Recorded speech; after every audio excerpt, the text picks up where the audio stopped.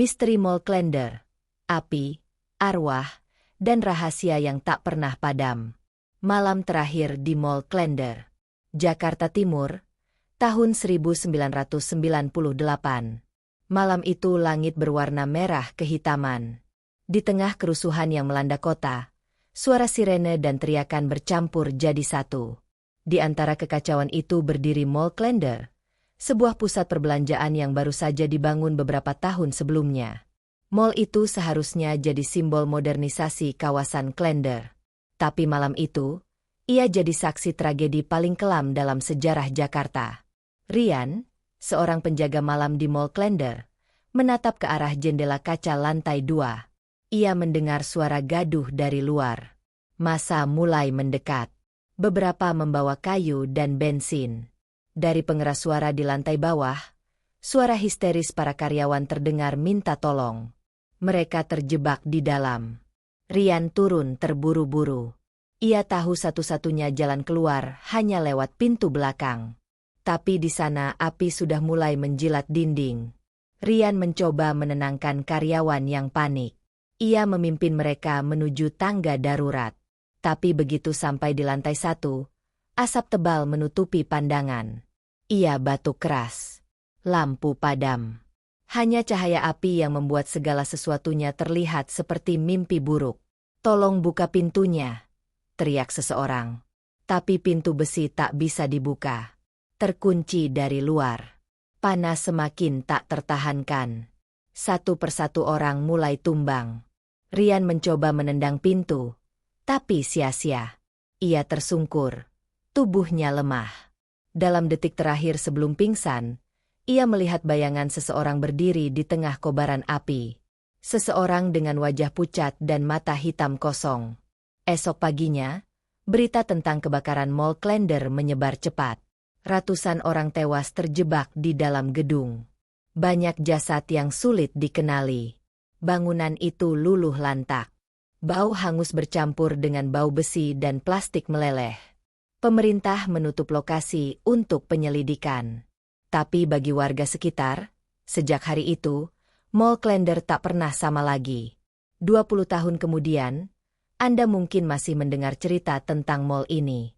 Tentang suara tangisan dari lantai 3 setiap tengah malam. Tentang lift yang bergerak sendiri. Tentang bayangan seseorang yang sering terlihat berdiri di depan kaca, menatap ke arah jalan raya.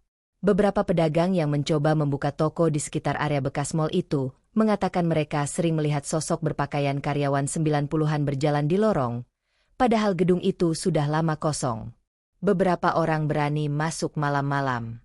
Mereka ingin membuktikan bahwa semua itu cuma cerita. Tapi hasilnya selalu sama. Kamera mereka rusak. Baterai mendadak habis. Beberapa bahkan pingsan karena mencium bau daging terbakar. Ada juga yang mengaku mendengar suara berbisik memanggil namanya. Seorang saksi, satpam baru bernama Taufik, pernah bercerita kepada media lokal. Ia ditugaskan menjaga area sekitar mall pada malam hari. Sekitar pukul 2 dini hari, ia melihat seseorang berjalan keluar dari pintu yang seharusnya tertutup rapat. Sosok itu memakai seragam biru tua, lengkap dengan name tag bertuliskan, Rian. Saat didekati, sosok itu hilang begitu saja. Besok paginya, Taufik mencari tahu nama itu. Ternyata benar. Rian adalah salah satu korban yang ditemukan tewas di dalam mall 20 tahun lalu. Sejak kejadian itu, Taufik mengundurkan diri. Ia bilang tidak sanggup lagi berjaga di sana. Banyak warga Klender yang setuju, mall itu sebaiknya tidak dibuka lagi. Tapi beberapa tahun kemudian, investor baru mencoba membangun ulang mall di lokasi yang sama. Nama dan desainnya diganti, tapi aura gelap masih terasa. Orang-orang yang bekerja di mall baru itu mengaku sering mengalami hal aneh. Barang dagangan pindah tempat sendiri. Musik mall berhenti tiba-tiba. Dan di ruang genset, bau hangus kadang muncul tanpa sebab. Bahkan ada karyawan cleaning service yang pingsan karena melihat bayangan orang banyak di tangga darurat. Padahal jam sudah menunjukkan lewat tengah malam. Cerita-cerita itu menyebar cepat di media sosial. Banyak yang datang untuk membuat konten video horor. Beberapa berhasil merekam suara tangisan samar. Beberapa malah kehilangan rekaman tanpa penjelasan. Tapi ada satu hal yang selalu sama di setiap cerita. Sosok misterius berseragam biru, berdiri di tengah lorong, menatap kamera tanpa ekspresi. Anda mungkin bertanya, apakah semua ini nyata atau hanya sugesti? Tapi bagi warga Klender, mereka tidak butuh bukti. Karena mereka sudah hidup berdampingan dengan kenangan itu terlalu lama. Mereka tahu, Mall Klender bukan sekadar bangunan. Ia adalah tempat di mana waktu berhenti. Di mana nyawa-nyawa yang terbakar masih mencari jalan pulang. Bayangan di tangga darurat. Setelah kebakaran besar tahun 1998, Mall Klender menjadi reruntuhan hitam yang menakutkan. Tapi 20 tahun kemudian, pembangunan kembali dilakukan. Mall baru berdiri di atas bekas puing itu, dengan desain modern dan nama baru yang lebih segar. Namun bagi warga sekitar, tidak ada yang benar-benar berubah. Mereka bilang, tanah itu sudah menyimpan terlalu banyak kisah. Ryan memang sudah lama meninggal, tapi namanya masih sering disebut. Para pekerja malam di mall baru itu mengaku sering mendengar langkah kaki berat di tangga darurat. Suara sepatu keras, menuruni anak tangga, lalu berhenti di tengah jalan. Ketika mereka mencoba memeriksa, tidak ada siapapun di sana. Kamera CCTV di area itu pun sering mati mendadak. Seolah ada sesuatu yang tidak ingin direkam. Malam itu, Dimas, teknisi listrik, mendapat tugas memperbaiki sistem lampu di lantai 4. Ia bekerja sendirian karena shift malam hanya menyisakan 2 petugas. Ia sudah sering lembur, tapi malam ini terasa berbeda. Suara pendingin udara terdengar berat, seperti bergetar menahan sesuatu. Lampu di koridor redup. Hanya satu-satunya cahaya datang dari senter di tangannya. Saat ia membuka panel listrik, suara langkah kaki terdengar dari arah tangga darurat. Perlahan, teratur. Dimas menoleh, tapi lorong kosong. Ia mengabaikannya. Beberapa menit kemudian, langkah itu terdengar lagi. Kali ini lebih dekat. Ia menegakkan tubuhnya. Halo? Ada orang. Tidak ada jawaban. Hanya dengung pelan dari lampu neon di atasnya. Dimas memutuskan untuk memeriksa. Ia membuka pintu tangga darurat. Bau hangus menyambutnya. Bukan bau kabel terbakar, tapi seperti daging yang gosong. Ia menyalakan senter dan menyapukan cahaya ke bawah tangga. Sekilas ia melihat sesuatu bergerak. Bayangan orang berdiri di ujung tangga, menatap ke arahnya. Wajahnya gelap, tapi seragam biru itu terlihat jelas. Lengan kanan bayangan itu menjuntai, seperti terbakar. Dimas mundur pelan. Ia menutup pintu tangga dan berlari kembali ke ruang panel. Tangannya gemetar saat mencoba menelpon rekannya di lantai 1, tapi sinyal hilang. Ia memutuskan turun lewat lift. Saat pintu lift terbuka, ia melihat pantulan dirinya di kaca logam pintu. Tapi di belakangnya, di pantulan itu, berdiri seseorang. Ryan. Seragamnya hangus, wajahnya hitam legam, tapi matanya tajam menatap lurus ke arah Dimas. Lift tiba-tiba mati. Lampu padam. Beberapa jam kemudian, petugas keamanan menemukan Dimas tak sadarkan diri di dalam lift. Saat diperiksa, tubuhnya dingin, tapi tidak ada luka. Ketika sadar, Dimas menolak bicara. Ia hanya mengulang satu kalimat. Dia masih di tangga itu. Dia belum pergi. Cerita Dimas menyebar di antara staf mall. Banyak yang mulai takut bekerja malam. Beberapa memilih resign. Pihak manajemen mencoba meredam isu. Mereka bilang itu hanya stres dan sugesti. Tapi keanehan terus terjadi. Barang dagangan terjatuh tanpa sebab. Musik mall berhenti di jam yang sama setiap malam, pukul 2.35. Kamera pengawas sering merekam bayangan hitam melintas cepat di lorong.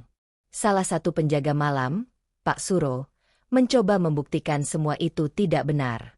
Ia membawa jimat dan membaca doa saat berkeliling mall. Tapi malam keempat, ia pulang dalam keadaan pucat. Ia bilang mendengar ratusan langkah kaki di tangga darurat, tapi tak satu pun terlihat. Saat menoleh ke bawah, ia melihat lantai tangga seperti menyala merah. Api berkobar tanpa suara, lalu padam dalam sekejap. Beberapa hari kemudian, tim kebersihan menemukan sesuatu aneh di tangga itu. Sebuah name tag logam berkarat bertuliskan, Ryan, tergeletak di sudut bawah. Padahal seluruh area mall sudah dibersihkan sejak awal pembangunan. Tidak ada alasan benda itu bisa muncul di sana. Sejak saat itu, area tangga darurat jadi tempat yang dihindari. Setiap malam, petugas cleaning service menolak lewat sana. Mereka memilih memutar lewat lift, meskipun lebih jauh. Beberapa dari mereka mengatakan pernah mendengar bisikan dari arah tangga. Suara itu seperti memanggil nama seseorang. Kadang pelan, kadang keras. Tapi yang paling menyeramkan, suara itu sering menirukan suara teman mereka sendiri. Salah satu petugas bernama Rika bercerita, suatu malam ia mendengar suara rekan kerjanya, Arif, memanggil dari tangga. Rick, tolong ambilin alat pel. Ia turun 2 anak tangga, tapi melihat Arif berdiri di bawah, memunggunginya.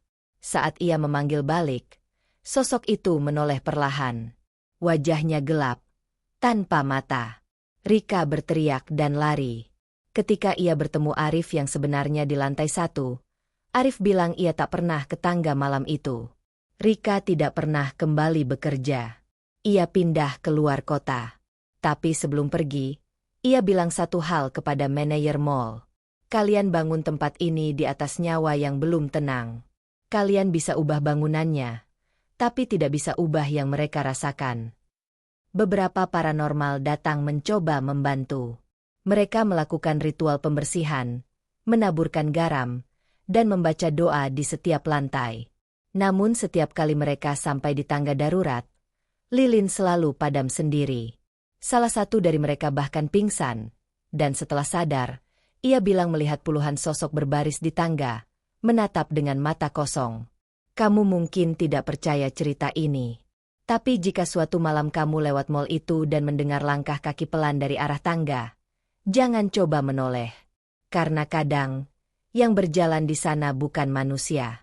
Rekaman yang hilang. 3 bulan setelah insiden Dimas dan Rika, sebuah tim pembuat konten YouTube datang ke Mall Klender. Channel mereka bernama Urban Dark Village. Dipimpin oleh Fadil, tim ini terkenal karena sering membongkar tempat angker di Jakarta. Mereka sudah menjelajahi Menara Saidah, Rumah Kentang, dan Toko Merah. Tapi Mall Klender berbeda. Sejak awal, semua anggota merasa ada sesuatu yang berat di lokasi itu. Fadil datang bersama 2 rekannya, Raffi dan Dinda. Mereka mendapat izin untuk syuting malam hari dari pihak pengelola mall. Tujuannya sederhana, membuktikan apakah cerita-cerita mistis di tempat itu benar. Mereka membawa kamera night vision, perekam suara, dan alat sensor suhu. Waktu menunjukkan pukul 23.30 ketika mereka mulai merekam. Mulai dari tangga darurat dulu, kata Fadil. Raffi setuju, meski wajahnya terlihat tegang. Katanya, di situ tempat paling aktif. Dinda memegang kamera, berusaha fokus, tapi tangannya gemetar. Begitu mereka masuk ke tangga, udara terasa lebih dingin. Tidak ada angin, tapi tubuh mereka menggigil. Fadil menyalakan alat perekam suhu. Jarumnya turun drastis. Dari 27 derajat menjadi 15 derajat dalam beberapa detik. Mereka saling berpandangan. Tak ada yang bicara. Hanya suara langkah kaki mereka di lantai beton. Rekaman jalan, bisik Dinda. Ia menyorot ke bawah tangga. Ada kabut tipis. Suara samar seperti langkah kaki lain ikut menyusul di belakang. Mereka berhenti. Kamera tetap menyala. Tapi yang terekam bukan hanya langkah. Ada suara lain. Seperti seseorang berbisik pelan di dekat mikrofon. Turunlah. Raffi menelan ludah. Ia mengarahkan senter ke bawah. Tak ada siapapun. Tapi tiba-tiba pintu tangga di bawah terbuka sendiri, mengeluarkan suara gesekan keras. Dinda menjerit. Fadil mencoba menenangkan timnya. Tenang, mungkin tekanan udara. Tapi sebelum ia selesai bicara, lampu emergency di dinding menyala sendiri. Cahayanya merah redup. Dan di tengah cahaya itu, terlihat sosok samar berdiri di ujung bawah tangga. Diam. Tidak bergerak. Kamera night vision menangkapnya jelas. Sosok berpakaian biru tua, berdiri menunduk. Dinda fokus merekam, tapi tiba-tiba kamera mati. Semua alat elektronik mereka ikut padam. Hanya terdengar suara napas mereka bertiga dan langkah pelan dari arah bawah. Fadil memutuskan naik ke lantai atas. Mereka lari ke lantai 4 dan keluar dari area tangga. Begitu sampai di koridor, semua lampu kembali menyala. Kamera juga hidup lagi. Tapi anehnya, waktu di layar kamera berubah. Bukan pukul 23.45, tapi pukul 2.37. Seolah mereka kehilangan 3 jam tanpa sadar. Mereka memutuskan menghentikan syuting malam itu. Keesokan harinya, Fadil memindahkan hasil rekaman ke laptop. File video berukuran 12 GB. Namun saat diputar, hanya muncul suara statis dan gambar hitam. Satu-satunya bagian yang terlihat adalah durasi 2 menit di tengah video. Menampilkan tangga darurat dengan sosok samar berdiri di bawah. Lalu layar bergetar, disusul suara pria pelan berkata, "Aku masih di sini." Mereka mencoba mengedit video itu untuk dimasukkan ke channel. Tapi setiap kali file dipotong, laptop hang. 3 kali dicoba, hasilnya sama. Akhirnya Fadil menghapus file dari komputer. Tapi beberapa hari kemudian, video itu muncul lagi di folder lain, dengan nama baru, Rian 01 MP4. Raffi mengira itu ulah hacker. Tapi Dinda yakin bukan. Itu bukan file biasa, katanya lirih. Setelah itu, kejadian aneh mulai menimpa mereka satu persatu. Raffi mengalami mimpi buruk setiap malam. Dalam mimpinya, ia selalu berada di tangga darurat, dikelilingi asap tebal. Di tengah kabut, sosok berpakaian biru mendekat dan berkata, "Kau lihat aku, jadi kau ikut." Fadil sering mendengar langkah kaki di luar rumahnya setiap malam. Saat ia buka pintu, tak ada siapapun. Tapi di teras rumah, selalu ada jejak sepatu terbakar. Dinda paling parah. Ia sering mendengar suara seseorang memanggilnya dari dalam kamar mandi. Suara itu pelan, tapi jelas. Seperti memohon tolong. 3 minggu setelah syuting, mereka bertiga bertemu di studio. Fadil berniat memusnahkan semua peralatan yang digunakan saat rekaman di Mall Klender. Tapi ketika mereka menyalakan kamera untuk terakhir kali, file lama itu muncul lagi di layar.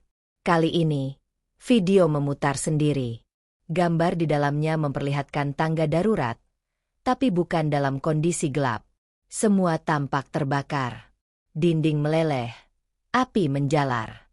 Di tengah kobaran itu, sosok Rian berdiri. Ia menatap kamera dan berbisik, "Kalian sudah merekam kematian kami." Setelah malam itu, channel Urban Dark Village berhenti mengunggah konten baru. Semua video lama mereka dihapus. Tidak ada penjelasan resmi. Hanya satu unggahan terakhir muncul seminggu kemudian. Video berdurasi 15 detik, memperlihatkan gambar tangga berasap dengan teks, "Ada hal yang sebaiknya tidak diulang." Warga sekitar mall mulai resah. Mereka mengira tim itu membawa pulang sesuatu dari dalam gedung. Seorang penjaga mall mengatakan, sejak hari tim itu datang, suasana di tangga makin berat. Lampu emergency sering menyala sendiri. Di malam tertentu, bayangan orang terlihat bergerak naik turun tangga tanpa suara. Beberapa minggu kemudian, Fadil akhirnya memberikan wawancara singkat ke media lokal.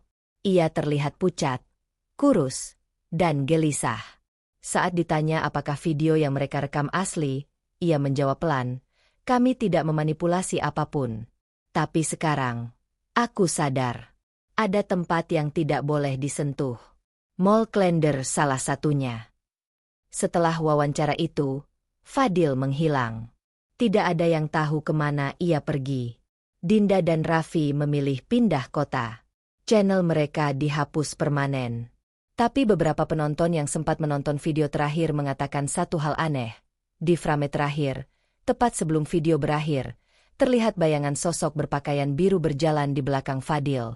Mall Klender kembali sepi. Tapi setiap kali malam tiba, terutama lewat pukul 2 dini hari, kamera pengawas masih menangkap sesuatu di tangga darurat. Sosok itu berdiri diam, menatap ke arah lensa. Seakan menunggu seseorang menyalakan kamera lagi. Arsip yang terbakar. Namanya Bayu. Seorang penjaga malam baru di Mall Klender yang direkrut untuk menggantikan petugas sebelumnya yang mengundurkan diri. Ia bukan orang yang mudah takut. Baginya, cerita hantu hanya hasil imajinasi orang-orang yang terlalu sering menonton film horor. Tapi sejak malam pertama bekerja di mall itu, Bayu mulai merasakan sesuatu yang sulit dijelaskan. Mall itu tampak megah dari luar, tapi begitu malam tiba, suasananya berubah. Koridor panjang terasa seperti lorong rumah sakit tua. Lampu redup berkelap-kelip. Suara mesin pendingin terdengar seperti napas berat. Bayu menulis laporan rutin setiap jam. Tapi yang aneh, jam digital di pos jaga selalu berubah sendiri. Kadang cepat 5 menit, kadang mundur 10. Ia sudah mengganti baterai, tapi tetap saja begitu. Suatu malam, Bayu menemukan sebuah kunci tua di bawah meja resepsionis lantai dasar. Kunci itu terbuat dari logam hitam, dengan label kecil bertuliskan, Ruangan Arsip Basement 2. Ia penasaran. Di peta kerja, ruang Basement 2 tidak tercantum. Menurut denah resmi, mall hanya punya satu lantai bawah tanah. Bayu mencari tangga menuju ke bawah. Di belakang ruang kontrol listrik, ia menemukan pintu besi kecil dengan papan nama berdebu. Tulisan samar di atasnya bertuliskan, Basement 2. Pintu itu terkunci, tapi kunci yang ia temukan pas. Ia membuka perlahan. Bau lembab dan debu langsung keluar. Cahaya senter menembus gelap, menampakkan lorong sempit menuju ruang arsip lama. Di dalamnya, rak-rak besi berjejer penuh map coklat. Banyak yang hangus di tepi, seperti terbakar sebagian. Di sudut ruangan, ada meja kayu dengan mesin tik tua dan satu map besar bertuliskan, Mall Klender 1998 Incident Report. Bayu membukanya. Di dalamnya ada dokumen resmi kepolisian, daftar nama korban, dan laporan penyelidikan. Namun ada satu halaman yang membuatnya berhenti. Sebuah foto hitam putih. Terlihat Rian, sang penjaga malam lama, berdiri bersama dua orang petugas lain di depan pintu tangga darurat. Di belakang mereka, samar terlihat api kecil di pojok kanan bawah foto. Tapi yang membuat Bayu bergidik, di belakang Rian ada bayangan gelap menyerupai sosok tinggi dengan mata putih terang. Ia menatap lurus ke kamera. Bayu menelan ludah. Ia lanjut membaca. Salah satu catatan laporan tertulis begini. Beberapa korban ditemukan di tangga darurat dalam posisi menghadap ke atas, seolah sedang berusaha naik, tapi tidak bisa bergerak. Luka bakar di tubuh menunjukkan mereka meninggal karena kekurangan oksigen, bukan karena api langsung. Ia menutup map dan menarik napas panjang. Saat hendak keluar, ia mendengar suara kertas bergeser dari rak belakang. Ia menoleh. Tidak ada siapapun. Tapi tiba-tiba, salah satu map jatuh ke lantai. Tulisannya, pernyataan saksi Rian, penjaga malam. Bayu memungut map itu. Di dalamnya ada lembaran laporan singkat. Tertulis tanggal 1 hari sebelum kebakaran besar terjadi. Di bagian bawah, tertulis tangan seseorang. Kemungkinan Rian sendiri. Tulisan itu berbunyi. Sudah 3 malam berturut-turut saya melihat bayangan orang berjalan di tangga darurat meski mall sudah tutup. Saya mencoba menyapa, tapi dia tidak menjawab. Dia hanya berdiri diam sambil menatap ke arah ruang genset. Setiap kali saya dekati, suhu jadi dingin. Saya merasa dia bukan manusia. Saya takut sesuatu akan terjadi. Bayu terdiam. Ia memandangi tulisan itu lama. Tiba-tiba lampu senter berkedip. Suara langkah kaki terdengar dari lorong luar. Lambat, berat, teratur. Ia mematikan senter dan menahan napas. Langkah itu berhenti tepat di depan pintu ruang arsip. Bayu ingin percaya itu hanya petugas lain, tapi jam di tangannya menunjukkan pukul 2.37. Tidak ada jadwal patroli lain selain dirinya. Pintu berderit pelan. Bayu menyorotkan senter, tapi pintu masih tertutup. Ia maju setapak. Tiba-tiba suara napas berat terdengar di belakangnya. Ia menoleh cepat. Tidak ada siapapun. Tapi di lantai dekat meja arsip, ada bekas jejak sepatu besar. Basah, seperti baru saja keluar dari genangan air. Bayu mundur. Jantung berdegup cepat. Ia berlari keluar dan menutup pintu basement rapat-rapat. Begitu sampai di lantai atas, ia duduk terengah-engah di kursi pos jaga. Ia mencoba menghubungi rekan shift berikutnya lewat radio, tapi alat itu hanya mengeluarkan suara statis. Lalu, di tengah suara itu, terdengar bisikan pelan. "Bayu, aku di sini." Ia menjatuhkan radio dan menatap layar monitor CCTV. Semua kamera menampilkan gambar normal, kecuali satu, kamera tangga darurat. Di sana terlihat sosok berpakaian biru sedang naik perlahan, menatap lurus ke arah kamera. Bayu membeku. Ia tahu wajah itu.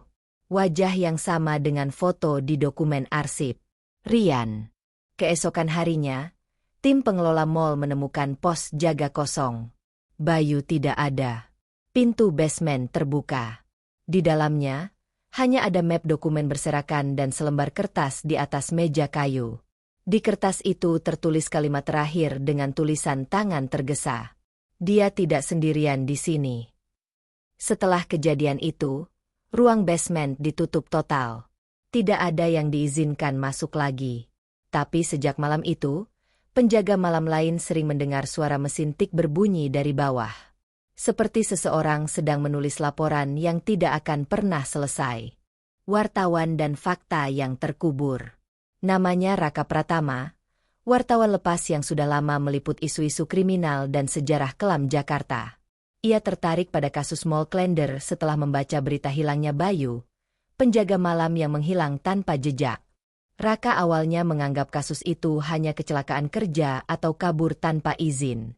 Tapi setelah mendengar desas-desus tentang ruang bawah tanah dan arsip terbakar, ia memutuskan turun tangan sendiri. Hari pertama penyelidikan, Raka mengunjungi kantor kelurahan setempat. Ia meminta akses pada dokumen lama mengenai pembangunan Mall Klender. Pegawai arsip menatapnya dengan wajah kaku. Data tahun 1998 sudah banyak yang rusak, Pak. Tapi kalau Bapak serius, ada beberapa berkas di gudang belakang. Tapi hati-hati, banyak yang aneh dari tempat itu. Raka tertawa kecil. Ia mengira itu cuma basa-basi. Tapi begitu ia membuka berkas tua yang diberikan, keningnya berkerut. Di antara dokumen izin bangunan, ia menemukan surat kontrak dari sebuah perusahaan bernama PT Karya Sentosa Mandiri, perusahaan yang bertanggung jawab atas konstruksi awal mall. Namun di salah satu lampiran, tercantum nama tambahan, proyek khusus lantai bawah eksperimen energi mandiri. Raka menelusuri nama perusahaan itu ke Dinas Perindustrian. Hasilnya, perusahaan tersebut sudah tidak aktif sejak tahun 1999. Tidak ada catatan pajak, tidak ada laporan tutup. Seolah perusahaan itu dihapus dari sistem. Ia semakin penasaran. Malam itu, ia datang langsung ke Mall Klender dengan kamera kecil dan alat perekam suara. Ia menyamar sebagai kurir untuk bisa masuk lewat pintu belakang. Di dalam, suasana sepi. Ia menyusuri lorong hingga menemukan tanda basement 1. Tapi setelah mencari-cari, ia melihat pintu besi berkarat di balik papan bertuliskan, "Dilarang masuk area maintenance." Raka tahu, itulah pintu menuju basement yang disebut-sebut dalam cerita Bayu. Pintu itu terkunci, tapi gemboknya tua dan rapuh. Dengan sedikit dorongan, gembok itu patah. Bau lembab dan karat langsung menyeruak. Tangga menuju bawah terasa menurun tajam. Cahaya dari senter kecilnya menyorot tulisan pudar di dinding. Zona eksperimen energi akses khusus. Raka berhenti. Dadanya berdebar. Setelah beberapa langkah, ia menemukan ruangan besar dengan dinding beton. Di tengah ruangan ada generator tua berwarna abu-abu, sebagian kabelnya terbakar. Di sisi kanan, terdapat meja panjang dengan lembar laporan berserakan. Raka menyalakan kamera. Ia merekam setiap detail. Tapi begitu ia menyorot salah satu dokumen, napasnya tercekat. Tulisan di kertas itu berbunyi, "Eksperimen gagal. Reaksi tak stabil. Ledakan dapat memicu kebakaran besar. Evakuasi ditunda karena akses tangga terkunci dari luar." Tanggalnya menunjukkan 13 Mei 1998, malam yang sama saat kebakaran besar terjadi. Raka sadar, ini bukan sekadar tragedi massa yang melanda Jakarta waktu itu. Kebakaran Mall Klender bukan hanya akibat kerusuhan. Ada kegiatan ilegal di bawah mall yang disembunyikan dari publik. Ia membaca lebih lanjut. Catatan tambahan menuliskan nama petugas shift malam, Rian. Ia mengingat laporan Bayu yang hilang. Rian muncul lagi di sini. Nama yang terus muncul dari masa lalu ke masa kini. Raka mengambil foto dokumen itu, lalu melangkah menuju lorong kecil di sisi kiri ruang eksperimen. Di sana ada pintu kayu dengan tulisan pudar, "Arsip lama." Ia mendorong pintu itu perlahan. Ruangan kecil berisi rak berdebu dan sebuah mesin tik tergeletak di atas meja. Sama seperti yang diceritakan Bayu. Saat Raka mendekat, tiba-tiba mesin tik itu berbunyi sendiri. Tombol-tombolnya bergerak cepat mengetik satu kalimat. "Jangan buka kebenaran ini." Raka mundur. Ia berpikir mungkin itu akibat mekanisme rusak. Tapi udara mendadak dingin. Lampu senter bergetar. Di kaca tua di depan meja, ia melihat pantulan seseorang berdiri di belakangnya. Sosok berpakaian biru, tubuhnya gosong di beberapa bagian, matanya kosong. Suara pelan terdengar. "Kau sudah membaca laporan kami. Sekarang kau bagian dari cerita ini." Raka lari ke atas, meninggalkan kamera dan senter. Ia hanya membawa ponsel dengan hasil foto dokumen. Saat sampai di luar, udara terasa kembali normal. Tapi begitu ia memeriksa ponsel, semua foto hilang. File rusak. Nama file berubah menjadi Rian 02 JPG. Besok paginya, Raka menulis artikel berjudul "Tragedi Klender, Antara Kebakaran dan Eksperimen Rahasia." Tapi sebelum dipublikasikan, emailnya mengirim pesan otomatis kepada redaksi. Artikel dihapus. Data tidak valid. Padahal ia tidak pernah menghapusnya. 2 hari kemudian, Raka menghilang. Rekan sesama wartawan menemukan motornya terparkir di depan mall. Di jok belakang, ada map coklat berisi 1 halaman kertas terbakar di tepi. Di atasnya tertulis tulisan tangan. "Kebenaran terbakar bersama kami."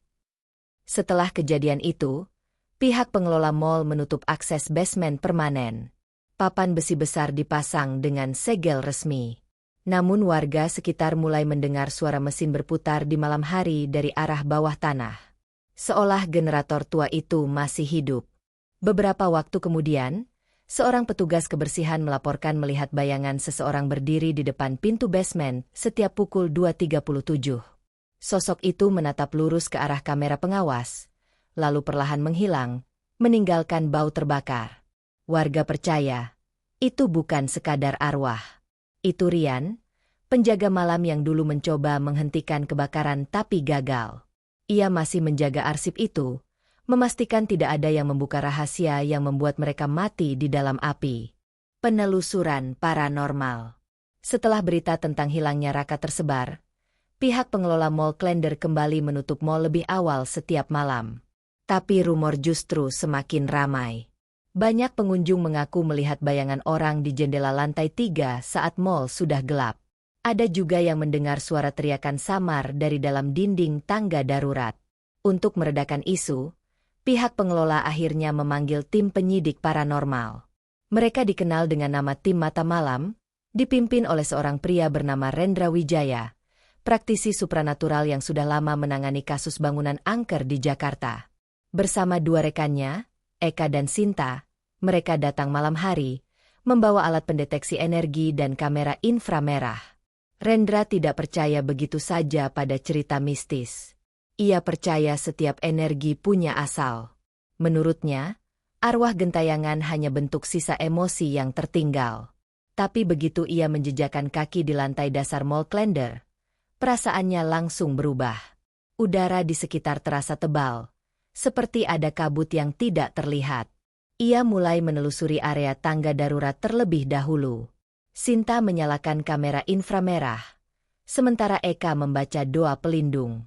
Alat detektor yang mereka bawa menunjukkan lonjakan energi setiap kali mendekati pintu tangga. Angkanya naik cepat dari 0,2 menjadi 4,7 miligauss. Itu sangat tinggi untuk area tanpa sumber listrik aktif. Rendra menatap layar alatnya. Ini bukan energi biasa, katanya. Ada sesuatu di sini yang masih aktif. Mereka mulai merekam. Dari lantai 2 terdengar suara langkah pelan. Sinta mengarahkan kamera ke atas. Sekilas terlihat siluet seseorang berdiri di ujung tangga, mengenakan seragam biru tua. Tapi ketika lampu dinyalakan, tangga itu kosong. Rendra meminta Eka turun ke lantai bawah untuk memeriksa ruang genset. Ia sendiri tetap di tangga untuk memantau alat pendeteksi. Beberapa menit kemudian, suara Eka terdengar lewat radio. Pak Rendra, di sini dingin sekali. Seperti ada kabut. Rendra menjawab cepat. Jangan terlalu lama di situ. Kalau terasa sesak, langsung naik. Namun suara Eka berubah pelan. Pak, ada seseorang di sini. Pakai seragam. Lalu sambungan radio mati. Rendra dan Sinta berlari turun. Mereka menemukan ruang genset kosong. Tapi di lantai, ada bekas sepatu terbakar dan radio yang jatuh. Tidak ada tanda Eka. Rendra mencoba mencari, tapi tiba-tiba seluruh lampu mal padam. Hanya cahaya merah dari lampu darurat yang tersisa. Dalam remang itu, mereka mendengar suara langkah kaki. Dari arah belakang. Suara itu semakin dekat. Sinta menyorotkan kamera, dan dalam layar inframerah, terlihat sosok Rian berdiri di tengah lorong, menatap ke arah mereka. Tapi anehnya, di sekelilingnya ada puluhan bayangan lain. Siluet manusia tanpa wajah, berdiri diam, seolah menunggu. Rendra menahan napas. Kalian semua terjebak di sini. Ya, katanya pelan. Tapi tiba-tiba seluruh layar kamera menjadi hitam. Suara keras seperti ledakan kecil terdengar dari ruang bawah. Lalu semuanya sunyi. Beberapa menit kemudian, listrik kembali hidup. Eka ditemukan pingsan di sudut ruangan. Bajunya basah seperti habis disiram air. Ketika sadar, ia hanya mengatakan satu kalimat. Mereka tidak mau pergi. Tim Mata Malam berhenti melakukan investigasi malam itu. Tapi sebelum pergi, Rendra menaruh alat perekam di tangga darurat, lalu menutup mall dengan doa singkat. Keesokan harinya, mereka memeriksa hasil rekaman. Suara yang terekam di alat perekam membuat mereka membisu. Ada suara puluhan orang menjerit bersamaan, disusul suara laki-laki berkata pelan, "Kami tidak mati. Kami disimpan." Rendra memutar ulang bagian itu berkali-kali. Suaranya sama persis dengan suara Rian di laporan arsip yang sempat ditemukan Bayu. Rendra menyimpulkan bahwa tempat itu bukan sekadar bekas kebakaran. Mall Klender menyimpan semacam energi terjebak. Menurut teori Rendra, kebakaran tahun 1998 bukan hanya karena percikan api atau bahan kimia. Ia percaya ada semacam reaksi spiritual akibat eksperimen energi yang gagal di basement. Ketika generator meledak, ia bukan hanya membakar bangunan, tapi juga menyegel semua nyawa di dalamnya. Dalam istilahnya, itu disebut siklus energi tertambat. Arwah tidak pergi karena terjebak di frekuensi ruang yang sama. Seolah waktu berhenti bagi mereka, terus mengulang malam kebakaran itu selamanya. Rendra memutuskan menulis laporan pribadi, tapi tidak pernah mempublikasikannya. Ia takut efeknya terlalu besar. Namun 3 minggu setelah investigasi, Sinta menemukan sesuatu aneh di laptopnya. Folder baru muncul sendiri, bernama Rian 03. Di dalamnya ada rekaman berdurasi 2 menit. Rekaman itu memperlihatkan tangga darurat, namun dalam kondisi penuh api. Kamera bergerak seolah seseorang sedang naik, lalu berhenti di tengah tangga. Di layar, terlihat sosok Rian menatap lurus ke kamera, dan suara lirih berkata, "Siklus belum selesai. Kami menunggu yang membuka pintu lagi." Setelah itu, Rendra menutup seluruh kasus. Ia menyimpan peralatan investigasi di gudang dan menolak permintaan media. Ia berkata singkat pada wartawan, ada tempat yang tidak boleh disentuh, dan Mall Klender adalah salah satunya. Bukan karena hantu, tapi karena waktu di sana tidak berjalan dengan cara yang sama seperti di dunia luar. Meski penyelidikan dihentikan, kejadian aneh di mall terus berlanjut. Lampu tangga darurat masih sering menyala sendiri pukul 2.37. Beberapa petugas keamanan baru melaporkan mendengar suara orang berdoa dari arah basement, padahal ruang itu sudah disegel beton. Sampai hari ini, tidak ada yang tahu pasti apa yang sebenarnya terjadi di malam kebakaran itu. Tapi satu hal yang jelas, setiap kali seseorang mencoba membuka kembali rahasianya, satu persatu mereka menghilang. Dan setiap hilangnya seseorang, satu file baru muncul di sistem keamanan mall dengan nama sama, Rian 04, Rian 05, dan seterusnya. File terlarang, Rian 06. Setelah tim paranormal menghentikan penyelidikan, Mall Klender kembali beroperasi terbatas. Beberapa toko mulai buka, tapi hanya di lantai 1. Lantai 2 dan 3 tetap dikosongkan karena dianggap tidak aman secara struktur. Namun, pihak pengelola tetap memasang sistem keamanan baru berbasis server digital. Petugas IT yang menangani sistem itu bernama Andra Pratama, seorang teknisi muda berusia 28 tahun. Ia bekerja sendirian, sering lembur untuk mengatur sistem CCTV dan jaringan data.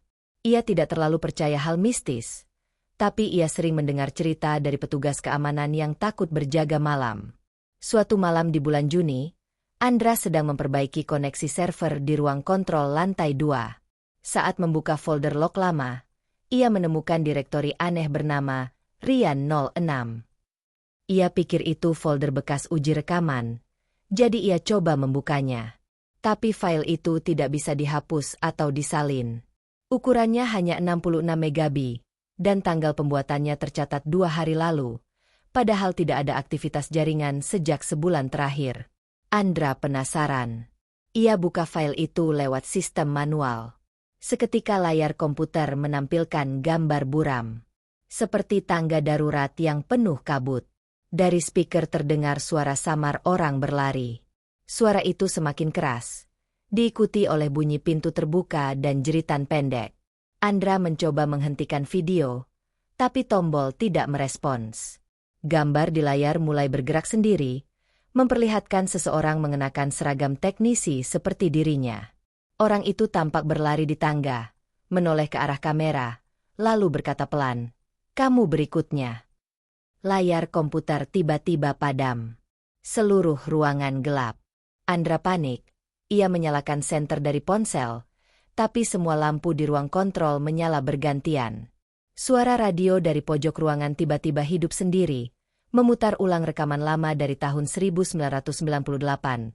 Teriakan orang, bunyi besi jatuh, dan api. Andra keluar dari ruang kontrol, berlari ke arah tangga darurat. Namun begitu ia sampai di sana, ia melihat sesuatu yang membuatnya berhenti. Tangga itu tampak baru. Catnya bersih, lampu menyala terang, dan di bawah terlihat orang-orang berlari panik. Asap mengepul dari bawah. Ia tidak sadar kalau ia sedang melihat masa lalu. Tapi bagi Andra, semua tampak nyata. Ia mendengar suara orang berteriak, "Kebakaran! Cepat keluar!" Dan seorang pria berseragam biru menarik tangannya sambil berkata, "Jangan ke bawah, ke atas lebih aman." Pria itu adalah Rian. Wajahnya pucat, matanya memerah, tapi ia berbicara seperti orang hidup. "Kamu buka file itu, ya? Sekarang kamu di dalam siklusnya." Andra menatapnya bingung. "Siklus apa? Aku cuma lihat video." Rian menatap ke arah pintu besi di atas tangga. Itu bukan video. Itu pintu waktu. File itu bukan rekaman, tapi jembatan. Setiap kali seseorang membuka file, Rian 06, portal ini aktif lagi. Dan kami semua harus menjalani malam itu lagi. Asap semakin pekat. Suara ledakan dari arah basement mengguncang dinding. Rian menarik Andra, memaksanya naik ke lantai 3. Tapi di sana hanya ada ruangan kosong penuh api.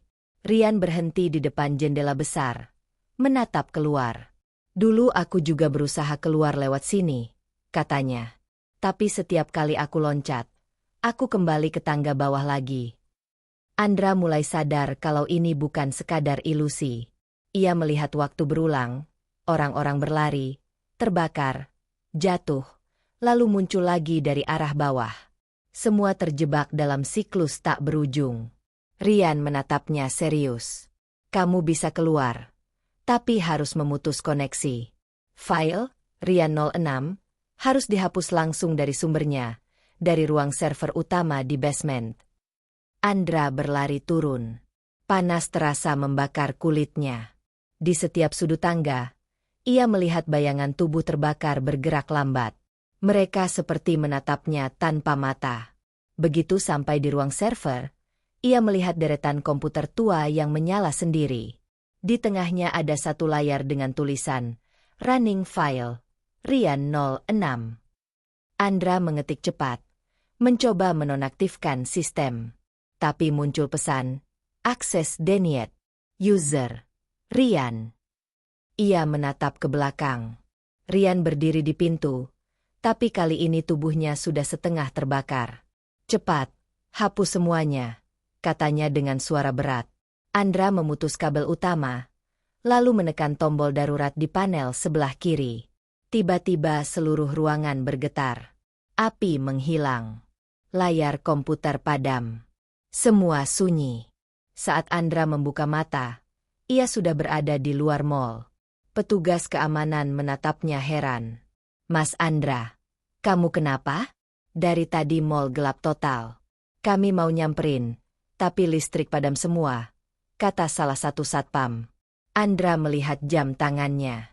Hanya 5 menit berlalu sejak ia membuka file itu, padahal di dalam siklus ia merasa sudah berjam-jam. Ia mencoba menjelaskan, tapi tidak ada yang percaya. Keesokan harinya, Andra kembali ke ruang kontrol. Ia ingin memastikan file itu benar-benar hilang. Tapi di monitor utama muncul pesan baru, Rian 07 created. Ia membuka folder itu dengan hati-hati. Di dalamnya hanya ada satu foto. Foto dirinya, duduk di depan komputer, dengan tulisan di bawahnya. Siklus terus berjalan. Kamu sudah menjadi bagian dari kami. Andra menutup komputer, lalu keluar dari mall tanpa menoleh. Sejak hari itu, ia tidak pernah kembali lagi. Tapi setiap petugas IT baru yang menggantikan posisinya, selalu melaporkan hal sama. File baru muncul setiap kali sistem diaktifkan, dengan urutan angka bertambah. Kini, setelah bertahun-tahun, file terakhir yang terdeteksi di server Mall Klender tercatat sebagai Rian 13. Tidak ada yang tahu siapa nama teknisi ke-13 itu. Tapi setiap kali file dibuka, sistem mencatat log waktu yang sama, pukul 2.37 dini hari. Jam yang sama ketika api pertama kali muncul di tahun 1998. Dan mungkin, jam yang sama ketika pintu ke siklus itu terbuka lagi. Proyek rahasia di basement. Setelah kejadian dengan Andra, pengelola Mall Klender memutuskan menutup seluruh area untuk umum. Pemerintah daerah turun tangan karena laporan aktivitas listrik aneh dan hilangnya beberapa pekerja dalam waktu berdekatan. Mall itu dipasangi garis kuning. Semua akses listrik dimatikan, dan tim teknis dari Kementerian Energi dikirim untuk memeriksa sumber gangguan di basement. Tim dipimpin oleh Insinyur Bima Santosa, pakar kelistrikan senior yang sudah sering menangani kasus kebakaran gedung. Ia datang bersama 2 asistennya, Reza dan Nadia. Mereka membawa peralatan lengkap untuk memeriksa sistem kabel dan sisa generator lama di ruang bawah tanah. Namun sejak hari pertama, Ada hal yang tidak biasa.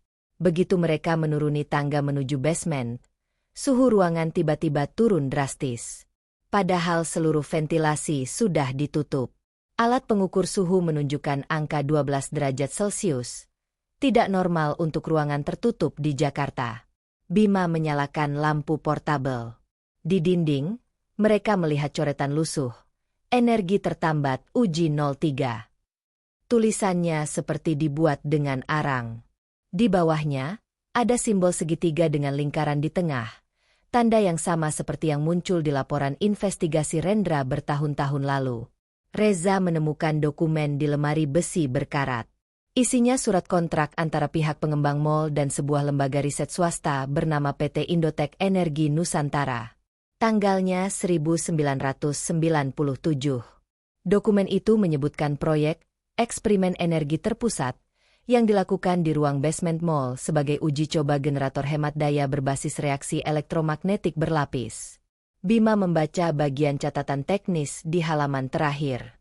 Di sana tertulis, prototipe berhasil menghasilkan daya 400% di atas standar, namun reaksi tidak stabil. Gangguan gelombang mengakibatkan distorsi suhu dan waktu lokal. Eksperimen dihentikan sementara. Ia menatap Nadia. Kalau benar ini uji reaksi elektromagnetik lapis ganda, efeknya bisa mirip anomali ruang waktu. Mereka bermain dengan medan listrik statis yang terlalu kuat. Nadia menambahkan, dan kalau eksperimen itu gagal bersamaan dengan kebakaran, bisa saja medan itu tidak pernah padam. Terperangkap di sini seperti pusaran energi. Mereka melangkah lebih dalam ke ruang mesin. Di sana masih ada sisa generator besar berwarna perak. Kabelnya meleleh seperti habis terbakar. Tapi anehnya, lampu indikator di panelnya masih menyala redup, padahal tidak tersambung ke sumber listrik manapun. Bima mendekat, mencoba membaca angka pada layar kecil. Tulisannya berubah-ubah cepat. Running file, Rian 13. Reza langsung mundur. Itu nama file yang muncul di sistem IT, katanya panik. Bima menatap layar lama itu lagi. Tiba-tiba panel mengeluarkan suara berdengung pelan. Suara itu berubah menjadi desisan seperti bisikan. Dari speaker yang sudah berkarat, terdengar suara berat seseorang. Kalian datang lagi. Kami masih di sini. Cahaya redup dari generator mulai berputar. Lantai di sekitar mereka terasa bergetar. Nadia menjerit kecil ketika melihat bayangan manusia muncul di dinding. Ada banyak, berlapis-lapis, berjalan ke arah mereka. Wajahnya samar, tapi pakaian mereka seragam. Pegawai mal, teknisi, satpam, bahkan pengunjung. Semua terlihat terbakar sebagian. Bima berusaha mematikan generator, tapi setiap tuas yang ia tarik kembali ke posisi semula. Suara dari speaker makin keras. Kami tidak mati karena api. Kami mati karena waktu berhenti. Reza mulai membaca doa keras-keras. Tapi begitu ia menyebut nama Tuhan, seluruh lampu meledak bersamaan. Kegelapan total menelan ruangan. Hanya satu sumber cahaya tersisa, lingkaran kecil biru di tengah generator. Bima menatapnya lama. Ia sadar itu bukan sekadar lampu indikator.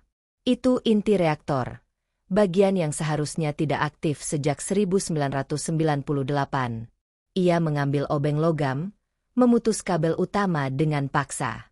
Seketika suara ledakan keras mengguncang ruangan. Angin panas menyapu, disusul kilatan cahaya putih.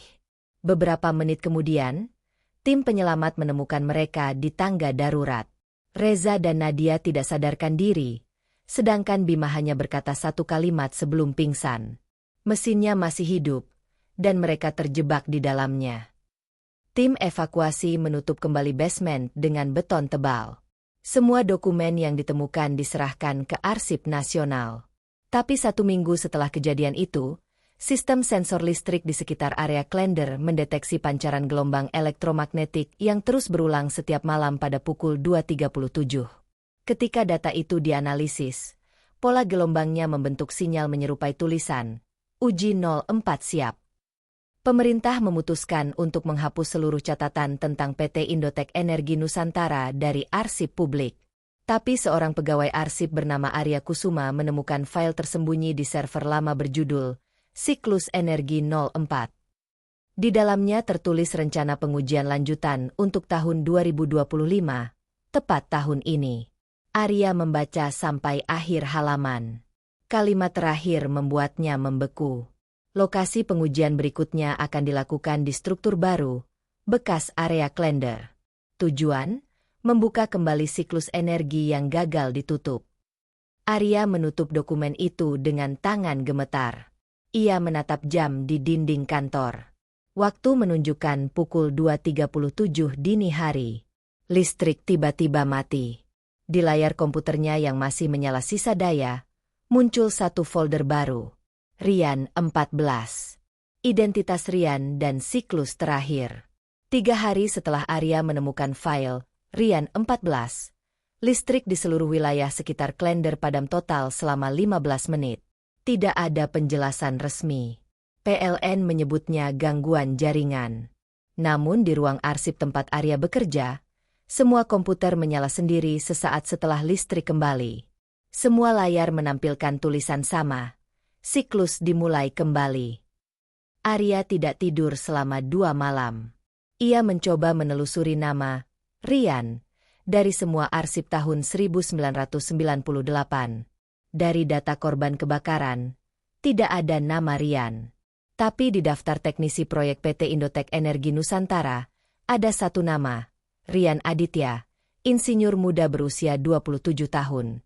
Ia tercatat sebagai lead system engineer untuk eksperimen energi terpusat di Mall Klender. Statusnya, hilang sejak 14 Mei 1998. Tidak pernah ditemukan. Rian bukan pegawai mall. Ia orang yang merancang mesin eksperimen di basement. Dalam catatan proyek, tugasnya adalah mengatur sistem loop stabilizer, alat yang menjaga kestabilan medan elektromagnetik agar tidak menimbulkan efek samping. Namun di catatan laporan terakhir, Rian justru menulis peringatan keras. Jangan lanjutkan uji. Frekuensi ini tidak hanya menyimpan energi. Ia menahan waktu. Jika dilepaskan, siklus tidak akan berhenti. Tulisan itu diabaikan. 2 hari kemudian, percobaan tetap dilakukan. Dan malam itu, kebakaran besar menghancurkan segalanya. Arya semakin penasaran. Ia membuka file Rian 14 di komputer yang masih terhubung ke sistem lama. File itu berisi teks kode biner panjang. Ketika ia ubah formatnya menjadi gambar, muncul foto hitam putih, ruang basement Mall Klender, dengan sosok pria mengenakan helm teknisi, berdiri di tengah lingkaran logam besar. Di pojok gambar ada tulisan samar. Uji ulang dimulai. Operator Rian_Aditya. Arya menatap foto itu lama. Ia merasa seperti sedang diawasi. Saat hendak menutup file, layar berkedip dan muncul jendela video otomatis. Video itu menampilkan Rian sedang merekam dirinya sendiri. Kalau ada yang menonton ini, katanya pelan, berarti siklus belum berhenti. Aku tidak mati karena api. Aku terserap ke dalam loop energi yang kubuat sendiri. Setiap kali seseorang menyentuh sistem ini, satu jalur waktu baru terbuka. Aku tidak bisa keluar, kecuali ada yang menghentikan inti mesin. Wajah Rian tampak letih. Aku meninggalkan kunci penutup di dalam server induk, kode pengunci 137. Tapi hati-hati. Mesin ini tidak hanya menahan waktu. Ia menyalin kesadaran orang yang menyentuhnya. Mungkin yang kamu lihat bukan aku, tapi sisa pikiranku yang terjebak. Video berhenti. Arya menatap angka 137. Ia segera menuju ke lokasi Mall Klender yang kini dijaga ketat. Dengan alasan pemeriksaan dokumen, ia berhasil masuk ke area kontrol listrik sementara. Di sana, masih ada satu panel server tua dari era 1990-an, ditutup debu dan karat. Di layar kecilnya, indikator hijau masih berkedip. Arya menyalakan komputer portabelnya dan menyambungkan kabel data. Dalam direktori server muncul satu folder tersembunyi, core_Rian. Di dalamnya ada file bernama Akses 137exe. Ia ragu sejenak, tapi rasa ingin tahu lebih kuat. Ia menekan enter. Suara berdengung terdengar dari bawah lantai. Lalu muncul pesan di layar. Kunci diterima. Siklus akan berhenti. Seluruh ruangan bergetar. Arya terpental ke belakang. Dari ventilasi keluar semburan udara panas disertai suara jeritan puluhan orang.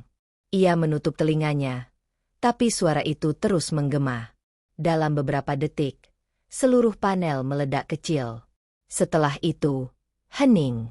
Ketika debu mereda, Arya melihat layar komputer portabelnya menampilkan pesan baru. Terima kasih.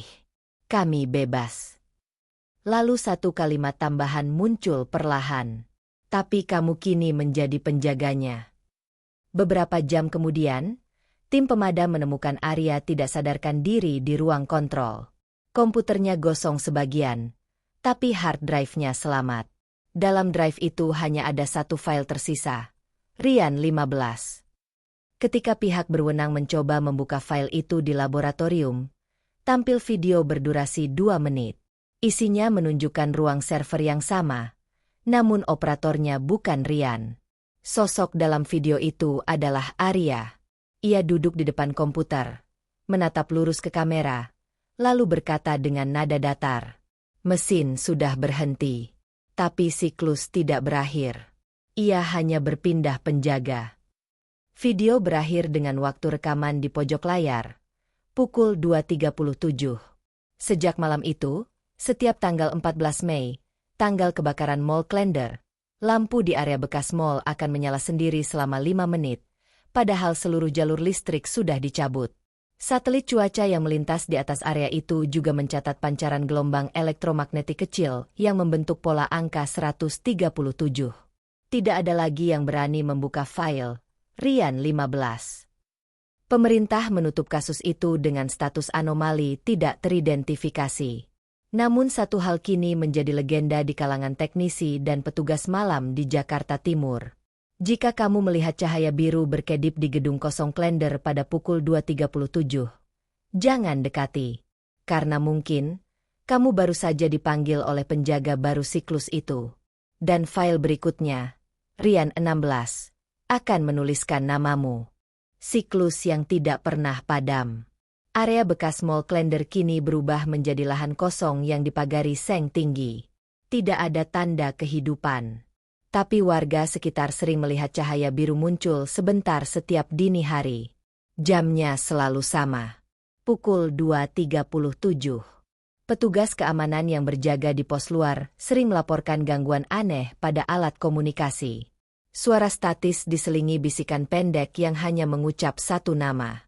Rian. Tidak ada yang tahu apakah mesin itu benar-benar sudah berhenti. Tidak ada yang berani memeriksa. Semua laporan resmi berhenti sejak kasus Arya. Namun setiap tahun, satu folder baru muncul di server pusat kementerian, berisi log misterius dengan format nama yang sama, Rian 16, Rian 17, Rian 18. Dan malam ini, ketika listrik di sekitar Klender kembali redup beberapa detik, seseorang di ruang kontrol baru menerima notifikasi otomatis di layarnya. New file detected. Rian 19.